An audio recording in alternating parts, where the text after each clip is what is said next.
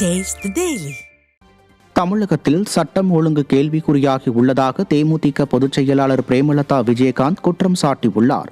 திருவண்ணாமலை மாவட்டத்தில் பல்வேறு நிகழ்ச்சிகளில் கலந்து கொள்வதற்காக திருவண்ணாமலை வந்த தேமுதிக பொதுச் செயலாளர் பிரேமலதா விஜயகாந்த் பிரசித்தி பெற்ற அண்ணாமலையார் கோயிலில் சுவாமி தரிசனம் செய்தார்.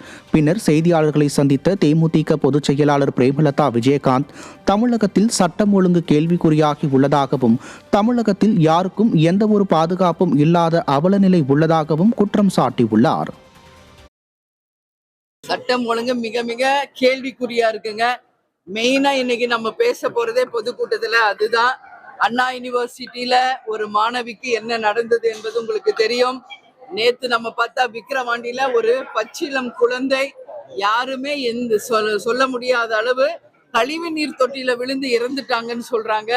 ஒரு சின்ன குழந்தையில இருந்து பெரியவர்கள், பெரிய பெண்கள் வரைக்கும் எந்த பாதுகாப்பும் இல்லாத ஒரு சூழல் இருக்கிறது. நிச்சயமாக இதெல்லாமே கண்டிக்கக்கூடிய விஷயம். மதுரை மாவட்டம் மேலூர் அருகே டங்ஸ்டன் கனிம சுரங்கம் அமைக்க எதிர்ப்பு தெரிவித்து அனைத்து கட்சியினர் மற்றும் அப்பகுதி மக்கள் போராட்டத்தில் ஈடுபட்டனர்.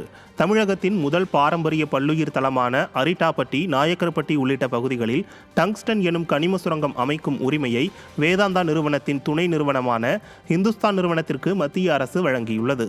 இந்த நிலையில் இந்த திட்டத்திற்கு எதிர்ப்பு தெரிவித்து மேலூர் அருகே உள்ள தும்பைப்பட்டி மற்றும் அதை சுற்றியுள்ள கச்சிராயன்பட்டி, சாலக்கிப்பட்டி உள்ளிட்ட பல்வேறு கிராமங்களில் பொதுமக்கள் மற்றும் அதிமுக உள்ளிட்ட அனைத்து கட்சிகளும் கண்களில் கருப்பு துணி கட்டியும் பதாகைகளை ஏந்தியும் கடைகளை அடைத்தும் போராட்டத்தில் ஈடுபட்டனர்.